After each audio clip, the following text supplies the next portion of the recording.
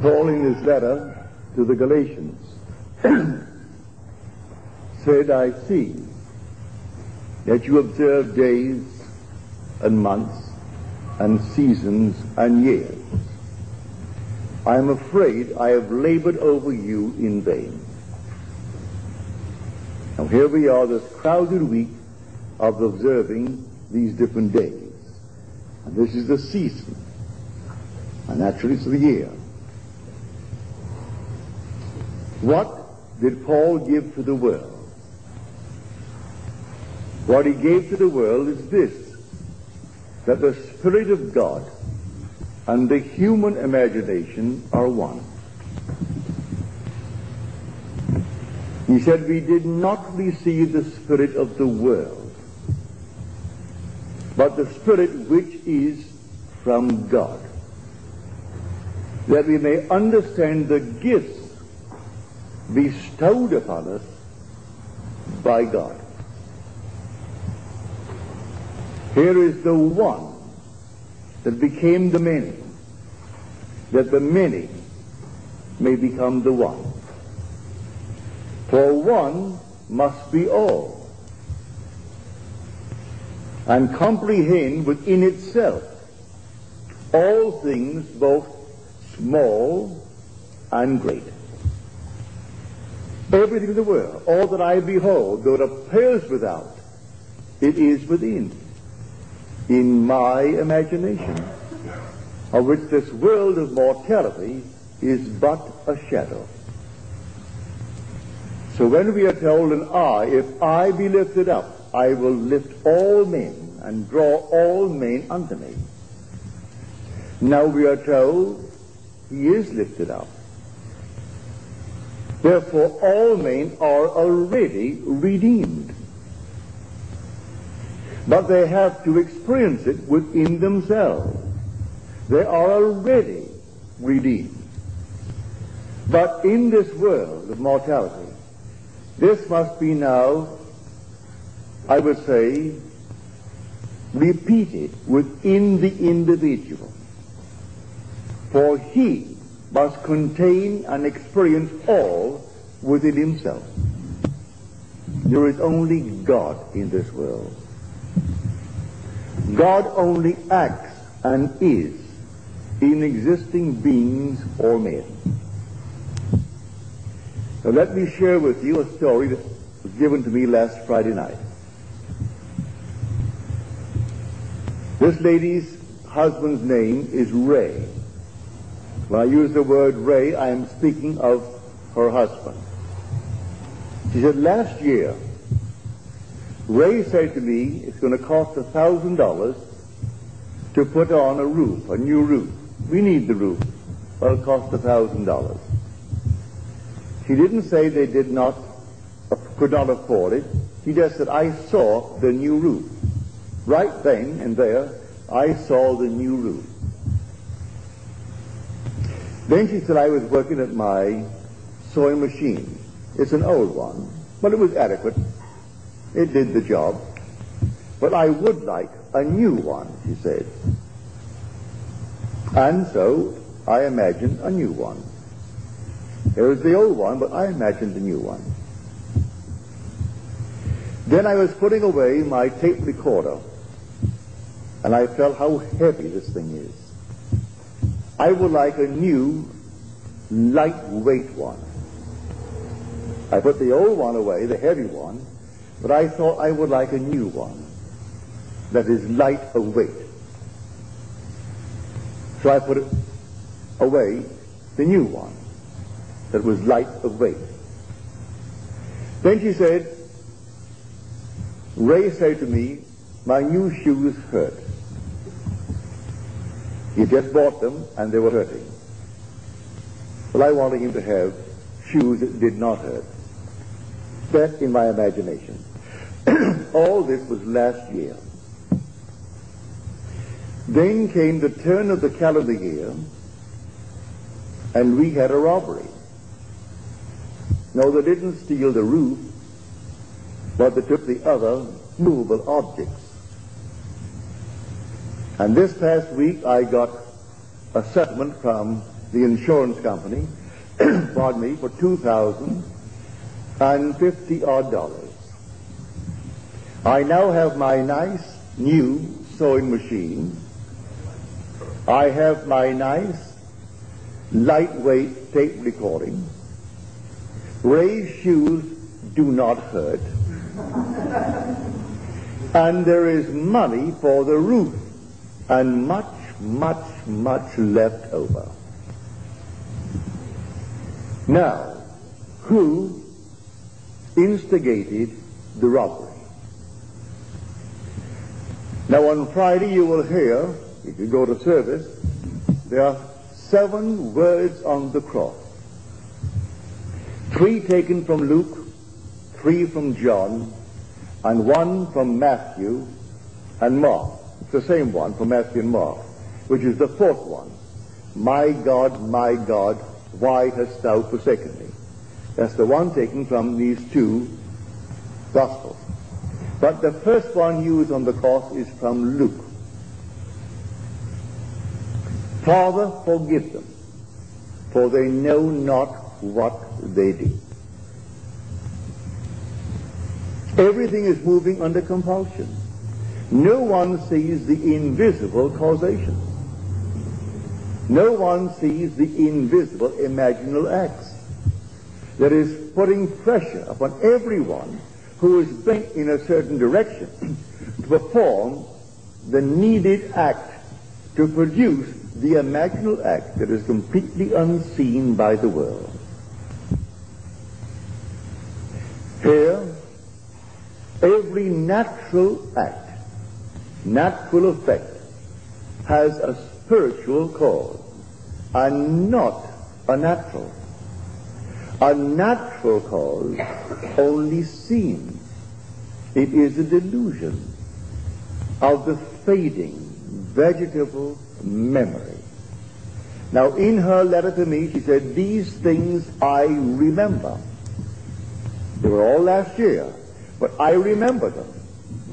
In her case, she is blessed that she could remember when Ray said to her, it's going to cost $1,000 to put on the new roof, and I saw the new roof, even though at the moment, maybe we thought we could not now afford the new roof. When I used my sewing machine, it was adequate, it was good, it did the job, but I would like a new one, and I saw a new one. And when I put away my tape recording, it's all right, it was adequate, but it was heavy when I put it away. I thought, I've seen all these nice new lightweight ones, and I would like a nice lightweight one, good one. Now she said, I have all of them. I have my nice new lightweight, my new machine, Ray's shoes, they do not hurt, and the roof will be a new one. The money is there, and much left over. So the first cry on the cross, Father, forgive them. They know not what they do. They're all asleep, moving under compulsion. And men and women, unwittingly, most of them, some wittingly, are setting the whole thing in motion. And they're simply moved. So someone given to the feeling of getting something for nothing, so he takes the tape recorder. If he sells it for anything, that's profit. It costs him nothing. No matter what it cost her, whatever he could get for it, that was sheer profit. If he goes out and finds something that he stole for $100, and he could move it quickly for $15, and one gets a bargain, he made $15. It cost him nothing. His investment was nothing.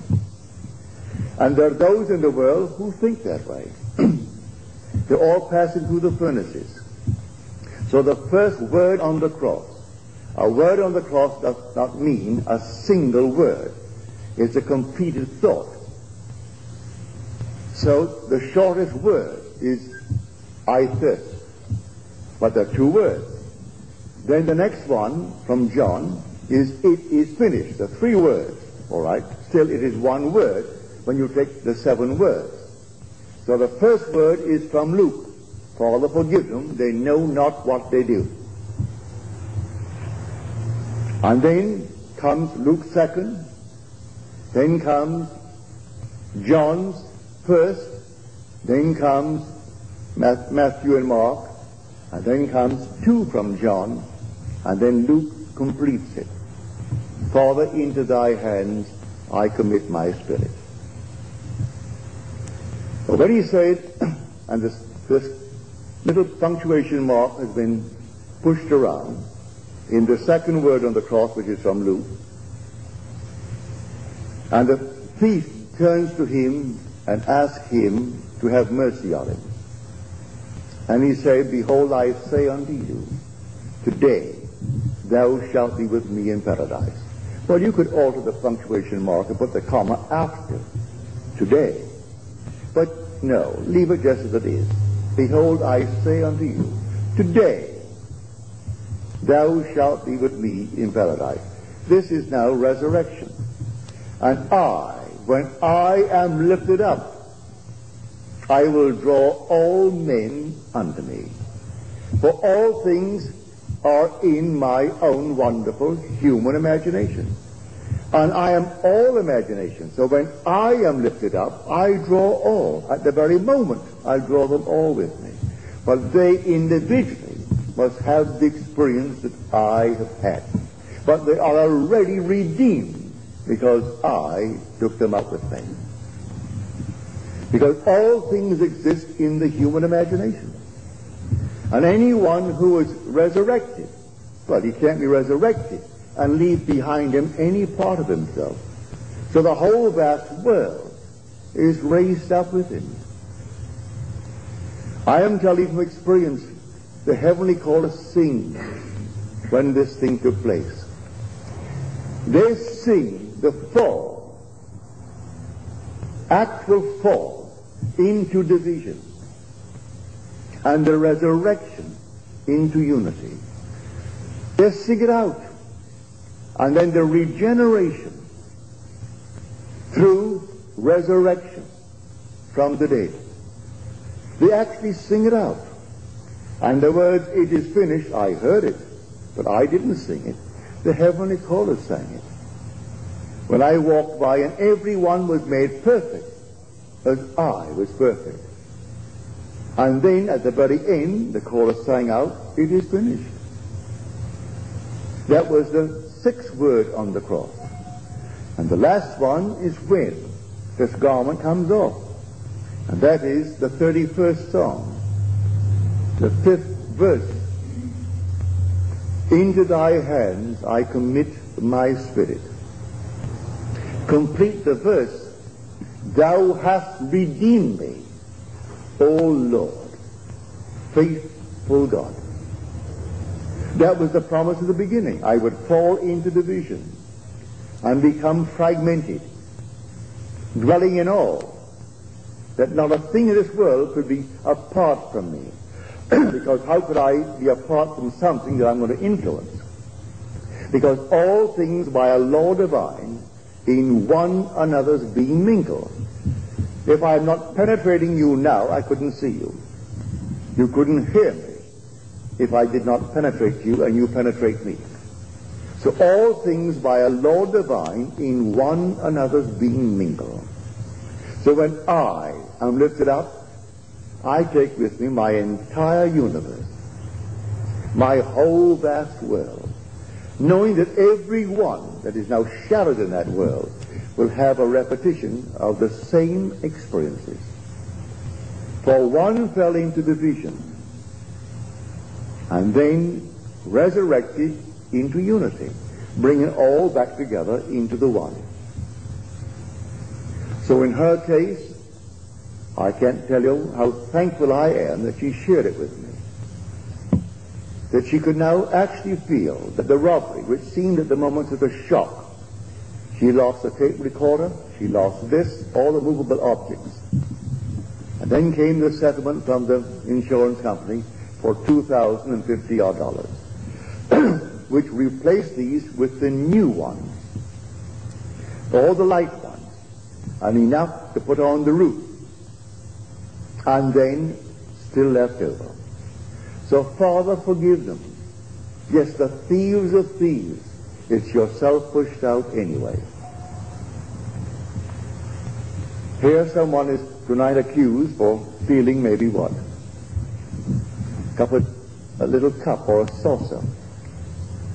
And yet the bank where I bank, United California Bank, they're still looking for the internal thieves who stole $50 million last year from their subsidiary in Basel, in Switzerland. $50 million. And they know it all is on the inside. It can only be on the inside by trusted employees. They think they can bring it down to six trusted employees. They can't quite put their fingers on it because in Switzerland there are all these strange hidden accounts. But they are missing $50 million. So someone goes into the bank and holds it up and gets $1,000, and we balloon the whole thing. The other thing is hush-hush.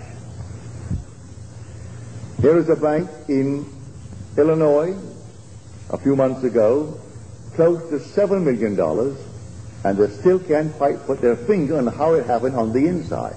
No one came in and robbed them. And we speak of the little shoplifting on the outside, and the poor little girl goes off to jail, or the little boy goes off to jail. I'm not condoning it. If you could stop the investment from the inside, your dividends would jump from its present little 3% or 4% to 20%. If you could only stop it from the inside. All things happen, really, in the true sense of the word, from the inside. So that every so-called act in the outer world that seems so, well, a cause in itself. May I tell you, every natural effect has a spiritual, imaginal cause, and not a natural. A natural cause only seems, it's a delusion of what? The fading memory. Man can't quite remember. Pardon me. Luckily, she remembered when Ray said we could use and need a new roof. But it will cost $1,000, and so that's put into the future. She remembered when he complained the new shoes were hurting. In her mind's eye, she revised it instantly, at that moment. The roof and the shoes. When she worked on her machine, she revised it. It was adequate, but she said, I have a new machine, sewing machine. And putting the heavy tape recorder away, she wanted a new one that was light of weight, and she revised it, and she got, in her mind's eye, a lightweight new tape recorder. Then she goes home one day to find the house had been robbed. She had carried insurance, so she brought in the insurance, and here they paid her the $2,000, which replaced all these things in a new way. So I tell you, this story is the greatest story ever told. There's no story like it. But Christianity needs forever and forever to be saved from secular history. It is not secular history. It's the history of your own wonderful human imagination. God and your own imagination are one. They're one. You are an immortal being. You cannot die. Because you're all imagination. And when you actually know it from experience, then you can wipe your tears. Nothing can pass away. You may not see them with a mortal eye, touch them with a mortal hand, but they are in a world just as real as this. Just as real. Continuing the journey until they reach that moment in time when they are resurrected. And then the scattered body begins to be collected, and they're gathered together into one. So one must be all, and comprehend within himself all things, both great and small. And you are that one that actually fell. And then, in falling, you became fragmented. You became divided into the unnumbered parts, and each seems to be independent of you as you look out on it. You're only looking out on yourself pushed out. And your whole vast world must make real your unknowing imaginal acts, or your knowing imaginal acts. I ask you to trust this teaching. Believe in your imaginal acts. You may not see it tonight or tomorrow, but believe in it. Actually assume the most glorious thing in the world for yourself or any aspect of yourself. Trust it. And that imaginal act, if it takes 1,000 or 10,000 or 100,000 of your projected selves, will use them to make that thing become real in your world. As she said in her letter to me, you may call it imagination, or some may call it thought. But this I do know, having remembered what I did last year, I can say it does produce reality. As I've told you time and time again, imagining creates reality. That all the objective facts of the world are produced through imagination. There isn't a thing that you can name in this world that wasn't first imagined. But you can veto it the minute you imagine it. You can say, as she could have said, we can't afford it, and stop it. She didn't say we can't afford the $1,000 for the roof. She saw the roof, and it was new. But she didn't see the robbery. That's the means. Now, let me turn you now to the 55th chapter of Isaiah. My ways are higher than your ways, and my thoughts than yours.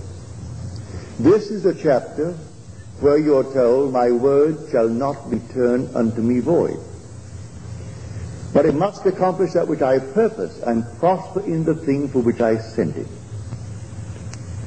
So my ways are higher than your ways. Don't concern yourself with how it's going to be done. For the same voice who spoke these words said this in the 32nd chapter of Deuteronomy, the 39th verse. I, even I, am He. I kill, I make alive. I wound, I heal.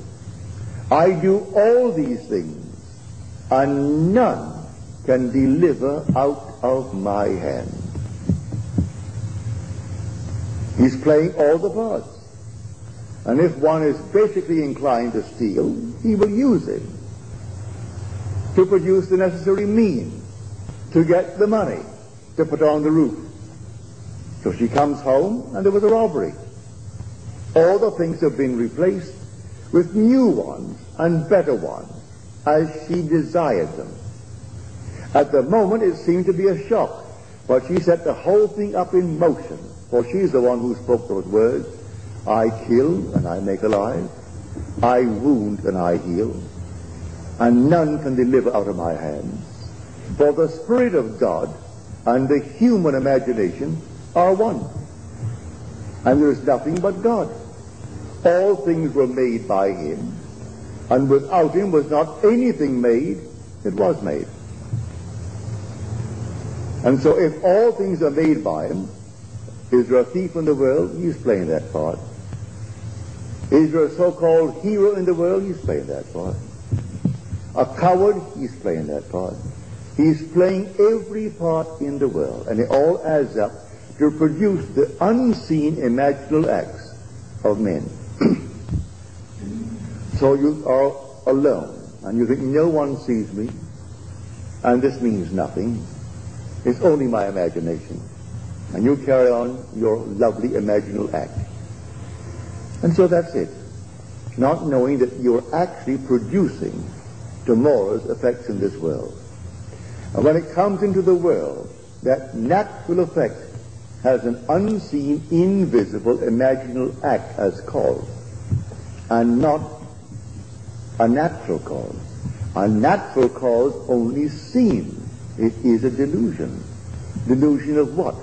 Of your fading memory. You don't remember when you did it. So when confronted with your own harvest, you can't quite believe it. You can't remember when you did anything that could actually be like this. I didn't rob myself. I never thought for one moment of robbery to get the money. No, but I did see the whole thing done. And there are thieves in the world, all over the world, and they're all played by God. There is nothing but God. God only acts and is in existing beings or men. Now let me find that actor, because God only acts, and he is in all existing beings or men. Well, I'm a man. I've got to find that actor. For the thing that I see reflected in the mirror when I shave in the morning is a mask. That's persona. Now, who is wearing that mask? I answer, if you say, Neville, I turn around and I say, yes, here I am. But who is the being that is there? I am. That's my real name. But the mask is called Neville. But I will say, I am Neville. So the wearer of the mask called Neville responds. That being in that mask, behind that mask that no one sees, is God. And now the whole vast Christendom will celebrate this victory of God, that he actually died, literally died. But God's first attribute is mercy. And God turned death into sleep. And then rose the sexes to work and to weep. And so all the sexes rose as masks. When God died, he buried himself in humanity and died. And then his first attribute, mercy, turned it into sleep. That's what Blake meant when he said eternity exists. And all things in eternity independent of creation, which was an act of mercy. That was the merciful act, to turn death into sleep. And God is dreaming this dream. One day he will awake. And when he awakes, he resurrects. And then he gathers into his own being all his scattered beings. So all are gathered together. When I depart this time, may I tell you, I am taking everything in the universe with me. And when I am lifted up, I will raise all unto me. Read it in the 12th chapter of John. Not one can be left, because all things exist in the human imagination. But it's not raised up until he who is scattered is awakened to unity. And then he draws into his one being all that was scattered. So they sing his fall into division and his resurrection to unity. His fall into the generation of decay and death, and his regeneration into the generation or the resurrection from the dead. So when he actually is raised from the dead, he gathers all into his own being, and they're all with him. No matter where he goes, he has his whole vast world raised up, hasn't left one behind him. But everyone shattered in the world will have a reproduction of that drama within themselves. So what is now being dramatized as a memorial this week, for this is really a memorial. This is simply a great memory, a remembrance of what God has already accomplished. And so they're perpetuating it through Good Friday, then comes the burial on Saturday, then comes the resurrection on Sunday. But the whole thing is done. It's all done. Only to be repeated in the individual, and then the individual, who is a semen scattered, becomes the unit, and he draws his vast world unto himself, and he is resurrected.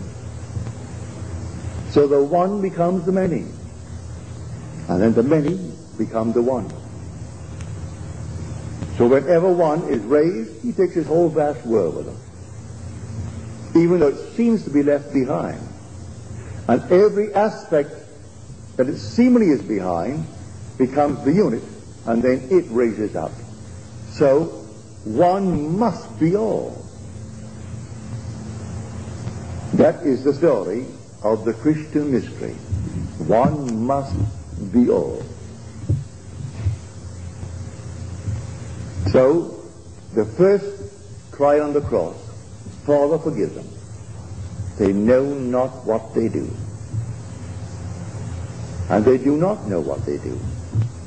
They go blindly on under compulsion, executing the unseen imaginal acts of humanity. And they move under compulsion.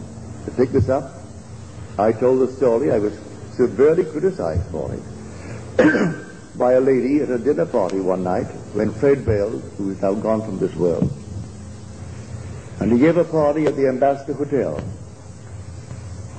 And I had told this story about 2 weeks before, and one of his great, I would say, contributors, who would come and always write a huge big check at the end of a year or end of a month to keep that going. And she was most critical that night. As I said, I didn't feel well that night at all. And she said, you know, I can't quite understand how you could take the platform, an audience of 2,600, 1,000 who could not get in, they're all overflowing, at the Fox Wilshire, and tell what you told concerning your wife. That was my first wife. I told a simple story to explain that everything in this world must be forgiven. I don't care what it is. When I met the girl who now bears my name, who is the mother of my daughter, the very first moment I met her, I knew she is going to be my wife. She didn't know it, but I knew it. I said to myself, she doesn't know it, but she is going to be my wife. We sailed for Barbados 6 months later, and she met my mother, met my family, met them all. They all loved her. That was back in 1936. In New York City, because of some archaic law, it's now passed. You couldn't get a divorce unless she was insane for 7 years, or adultery, and that's all. The Orthodox Christian churches have sewed the whole thing up so that it made life miserable and made everything simply, well, a burden to all. But when I met her, I had just such an entangled background. And here's New York City, the most archaic city in the world concerning its laws.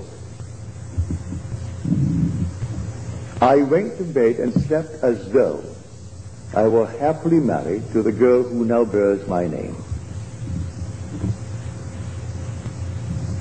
I did not have any physical emotion with her. Just she was sleeping there and I am here, and it's blissful. I did that for 1 solid week. Then comes a telephone call from the court one morning, telling me that I must come down to this federal court on Tuesday morning.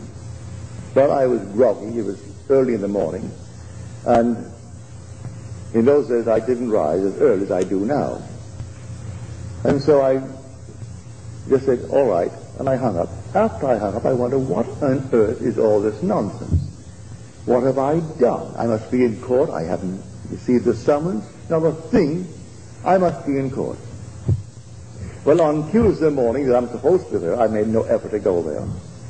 And about 9:30, the phone rang. It's the court. And they say to me, you're supposed to be here in court this morning. You meet at 10. And I said, what on earth am I supposed to be in court for? They said, well, it happens that your wife is arrested. And we thought maybe you could throw some light on the reason for her arrest. That's why we're asking you to come down. Well, I wasn't shaved. I simply threw myself into the clothes, and off I went to a taxi down to the court. And I got there just as they were bringing her in.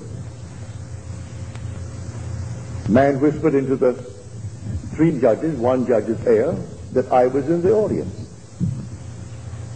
The judge asked me to take you don't have to swear, but will you please take the stand and throw some light on the behavior of your wife? She tells me you've been separated now for almost 14 years. I said, yes. Is it a religious reason why you've been separated? I said, no, none whatsoever. We knew we were wrong the very first day we got married. We knew it was completely a failure. Right away. Then he read the case. She was picked up for shoplifting.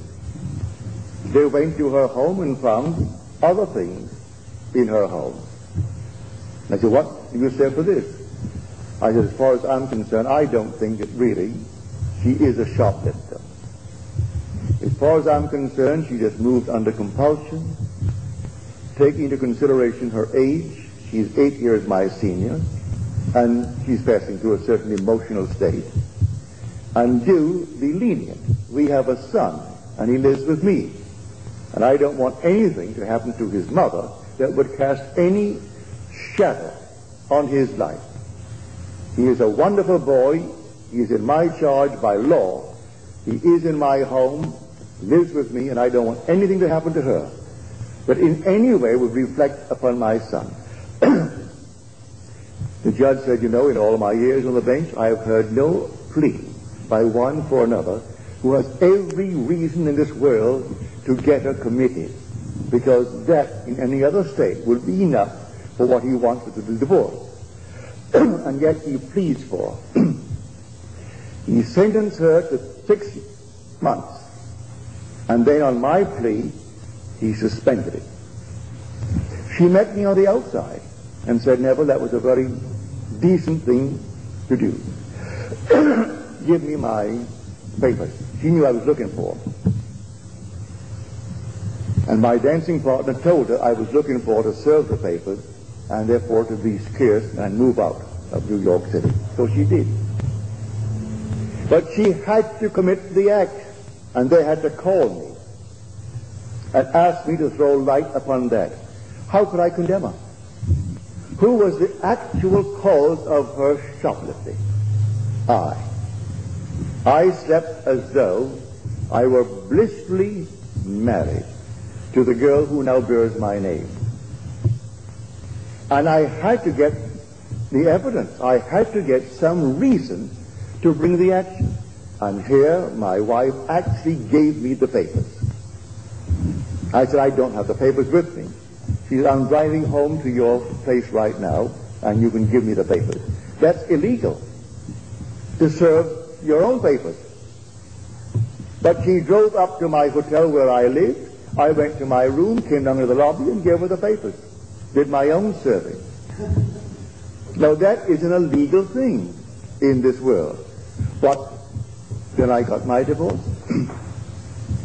in the city of New York, and I could marry the girl who now bears my name. And when I told that, I told it only to tell people of that one word, the first word on the cross, Father, forgive them, for they know not what they do. They're all moving under compulsion. And the unseen causation is hidden from the world. They do not know who is treading in the winepress. And I was treading in the winepress to be happily married to a girl who was not then engaged to me, because I couldn't be engaged to her under the circumstances. And then my wife behaved in such a manner that it made it real and natural for me to do what I did. How can I blame her? So the first word on the cross, Father, forgive them. They know not what they do. They have to do what they do. I have to fall into division and fragment my being into the unnumbered parts called humanity, and then rise into unity and gather all my scattered members together and rise as God himself. That's the story. It is God who fell and God who rises. So I know from my own experience nothing dies. Those who have not had the experience here, all right, they're restored in a world that is terrestrial just like this. And they continue their journey until that moment in time when they're resurrected. And resurrection is resurrection into unity. And the outpictured world, the whole vast universe, is himself pushed out, is gathered together then. And they move up. And I, when I am lifted up from the earth, I will draw all men unto me. See it? This is the mystery of which we speak here night after night. You're not some tiny little thing that's pushed out. You are the whole. One must be all.